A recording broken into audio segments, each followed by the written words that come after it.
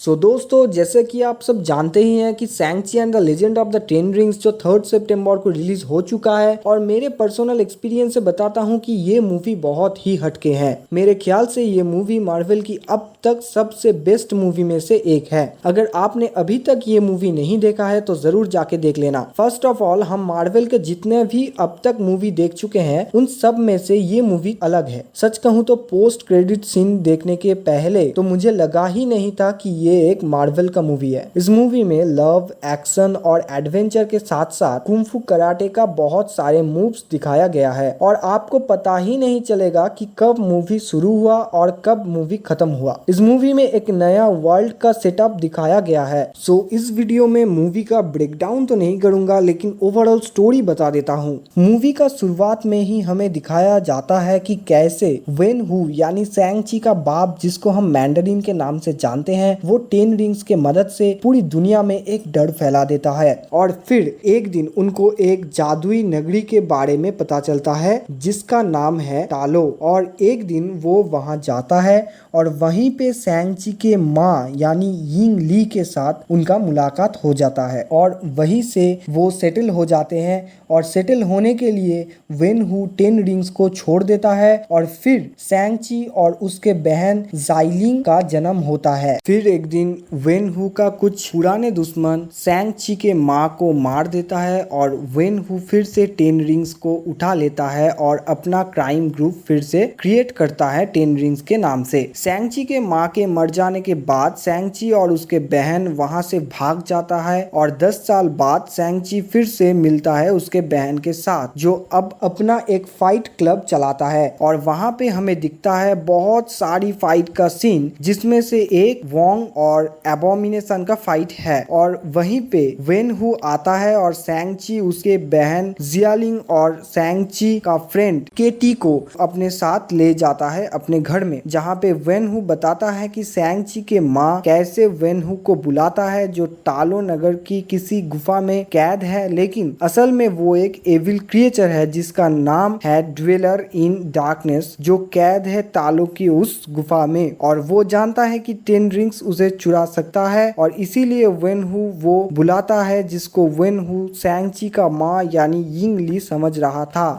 इसके बाद शैंग-ची वहां से भाग के टालो नगर में जाता है ट्रेवर स्लैटी के मदद से, जो आयरन मैन 3 में नकली मैंडरिन का रोल कर रहा था, जिसको वेन हू यहाँ ले आता है। और इसके बाद टालो नगर में शैंग-ची, ज़ाइलिंग, किटी और टालो नगर के सभी लोग प्रिपेयर होते हैं 10 रिंग्स के साथ मुकाबला करने के लिए। और फिर शैंग-ची और वेन हू का फाइट होता है और वेन हू शैंग-ची को एक तालाब में फेंक देता है और वो उस गुफा के सामने पहुंचता है और फिर उस गुफा को तोड़ देता है और गुफा से एविल क्रिएचर बाहर आता है और वेन हू को मार देता है। इसके बाद शैंग-ची ड्रैगन के साथ मिलकर उस क्रिएचर को हमेशा हमेशा के लिए खत्म कर देता है। ये था मेन स्टोरी इस मूवी का, जो मैंने बहुत सिंपल वे में बता दिया। तो अब आते हैं इस मूवी का पोस्ट क्रेडिट सीन में। सब कुछ खत्म होने के बाद शैंग-ची और केटी उसके दोस्तों के साथ बात कर रहा होता है कि कैसे उन्होंने ये सब किया और वहीं पे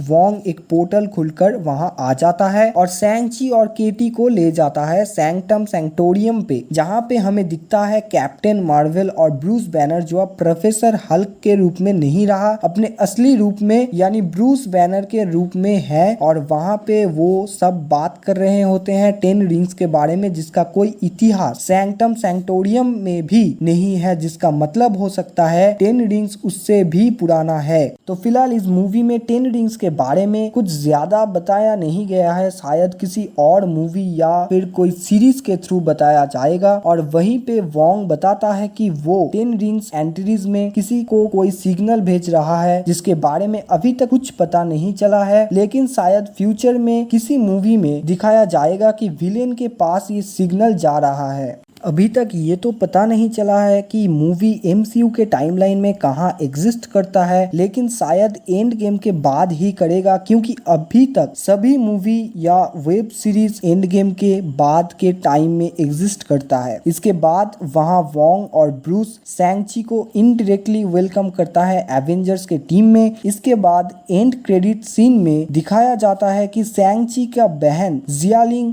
अब 10 रिंग्स ग्रुप का नया मालिक बन चुका है और वहाँ वो लड़की को भी ट्रेनिंग दे रहा होता है जहाँ वेन हु लड़की को ट्रेनिंग नहीं देता था। इससे पता चलता है कि कैसे वो इक्वल राइट में भरोसा करता है और फाइनली हमें दिखाया जाता है कि 10 रिंग्स विल रिटर्न, जो कंफर्म करता है कि शैंग-ची का एक और मूवी होने वाला है। सो दोस्तों, ये था शैंग-ची and the legend of the 10 rings का स्टोरी और पोस्ट क्रेडिट सीन का डिटेल्स। तो दोस्तों, मेरे से कुछ मिस हो गया तो कमेंट में ज़रूर बताना। अगर आपको मेरा वीडियो पसंद आया तो लाइक ज़रूर कर देना और मार्वल यूनिवर्स से जुड़ी सभी अपडेट सबसे पहले पाने के लिए द मार्वल 360 चैनल को सब्सक्राइब जरूर कर देना। तो मिलते हैं अगली वीडियो में। जय हिंद, वंदे मातरम।